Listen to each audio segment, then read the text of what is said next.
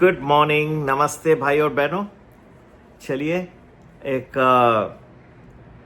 और दिन है और खूबसूरत हफ्ते की शुरुआत होने जा रही है दिसंबर 1 को।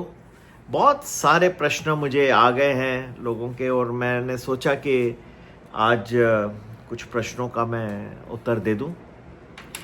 मोस्ट इम्पॉर्टेंट और कॉमन क्वेश्चन लोगों का ये रहा है कि निफ्टी तो ऑल टाइम हाई पहुंच गया, लेकिन हमारे पोर्टफोलियो तो वही के वही सोए पड़े हैं, उठे नहीं हैं।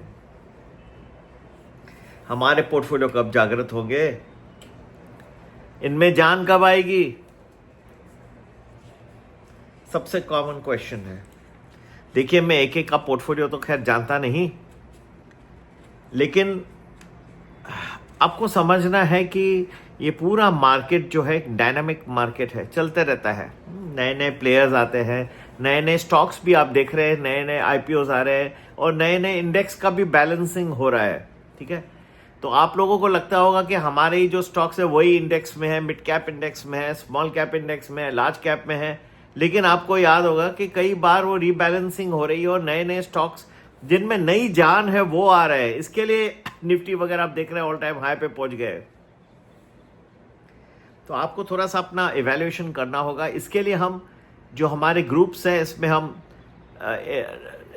शॉर्ट टर्म के तो देते हैं, टाइम टू टाइम हम मीडियम टर्म भी दे रहे हैं कि आप लोग अपना पोर्टफोलियो को नया नया बनाइए, उसमें नई जान लाइए।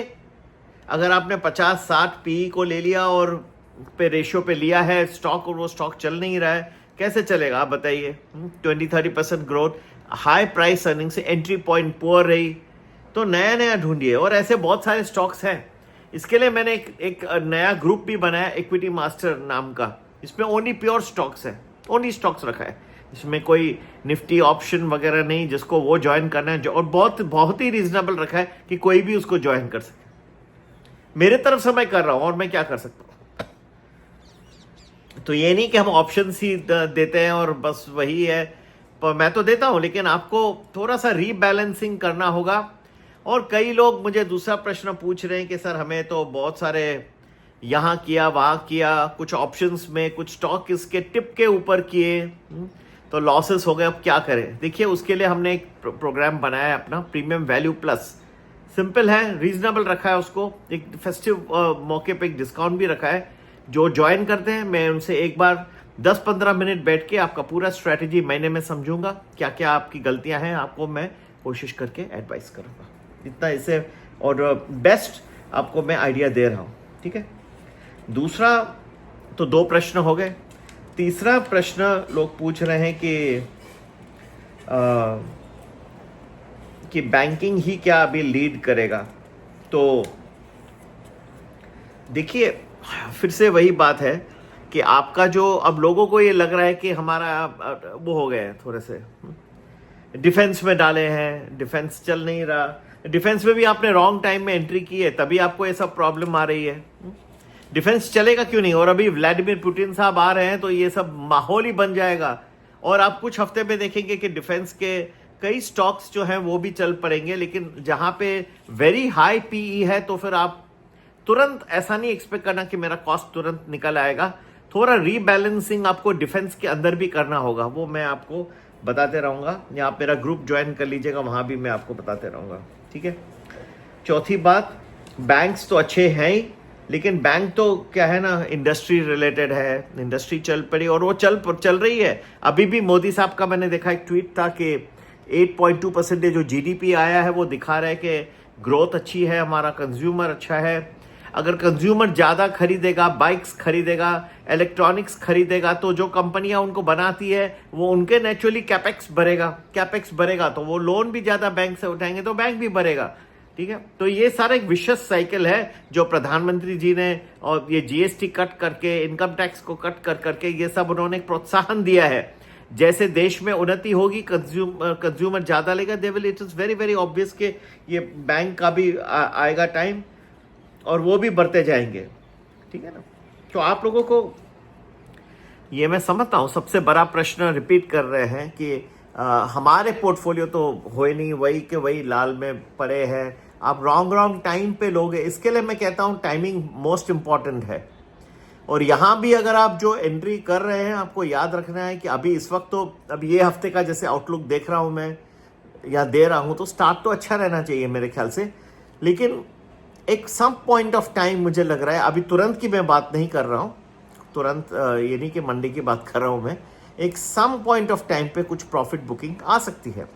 उस वक्त आपका भी फर्ज बनता है कि आप लोग को समझ में आ जाए कि ये प्रॉफिट बुकिंग आ रही है। अगर शॉर्ट टर्म के लिए लिया है तो निकल जाए, अगर आपने लेवरेज लेके और पैसे ब्याज पे लेके ये सब दबा दिए हैं तो आप बहुत ही मुश्किल में आ जाओगे, भले स्टॉक्स हो या स्टॉक ऑप्शंस हो। ऐसे अभी PSU बैंक्स है, फिर कभी सितंबर से इनको रेकमेंड कर रहा हूँ। शायद मेरे ख्याल से SBI 750 था उस वक्त, मेरे ख्याल से कैनरा बैंक 115 था, अभी 150 हो गया है। स्टेट बैंक ऑफ इंडिया 850 के करीब था, अभी 990 के करीब है, 985 है।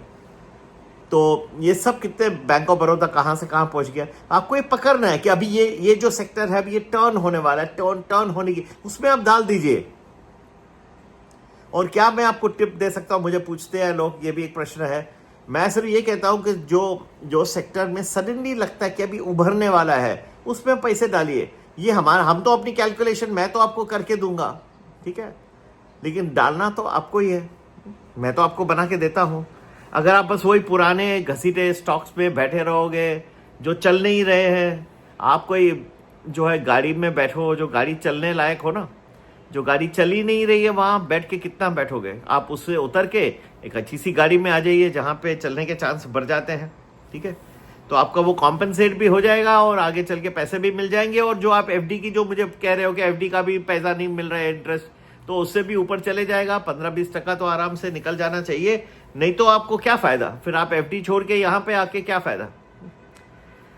अगर 6-7% आपको मिल रहा है FD पे और अच्छी तरह से आपको सेफली बैठे हो, तो यहाँ तो आप उम्मीद करोगे कि 15-20% तो मुझे मिलना चाहिए, तभी आप बोलेंगे कि मैंने my portfolio has beaten the inflation. Otherwise what is the use, what is the use otherwise, you tell me, ठीक है ना। गोल्ड सिल्वर भी देखिए जहां तक चल रहे हैं, ये प्रश्न पूछते हैं लोग, गोल्ड सिल्वर ऑल्सो जहां चल रहे हैं तो बहुत ही बढ़िया है। एक पॉइंट यहाँ पे भी मुझे दिख रहा है जहां पे कुछ ये जो सब सेक्टर्स हैं, ये सिर्फ ये नहीं सोचिए कि इट इज रिस्क एवर्जन के लिए लोगों ने पैसा डाला है, यहाँ पे भी बहुत सटोरी आ गए हैं, बहुत सटोरी। आप MCX में भी देखिए, वर्ल्ड में भी, कॉमेक्स में देखिए, बहुत सारे सटोरी आ गए हैं। जहां भी अभी भी आपने देखा होगा जब मार्केट कुछ दिन पहले अमेरिका में लुढ़क रहा था, जब वो लुढ़केगा तो ये सब रिस्की एसेट, क्रिप्टो हो, बिटकॉइन हो, गोल्ड सिल्वर, सब उस वक्त गिरेंगे। अभी फिलहाल तो मुझे कोई ऐसा मेजर क्रैश, इनफैक्ट ऊपर ही अच्छा दिख रहा है, लेकिन टाइम टू टाइम जब करेक्शंस आएंगी, जब रिस्क ऑफ होगा वर्ल्ड में, तो gold and silver can also get impacted at that time, ठीक है।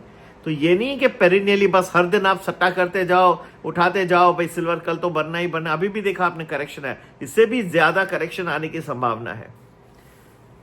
तो ये थोड़ा रीबैलेंसिंग करिए अपना, इसलिए मैंने जो अपने ग्रुप्स बनाए हैं, जैसे वैल्यू प्लस मैंने आपको बताया, उसमें मैं स्टॉक्स भी देता हूँ, स्टॉक ऑप्शंस भी हैं और निफ्टी ऑप्शंस भी हैं, ठीक है। तो और 1 वीक का एडवांस व्यू भी अच्छा मिल जाता है।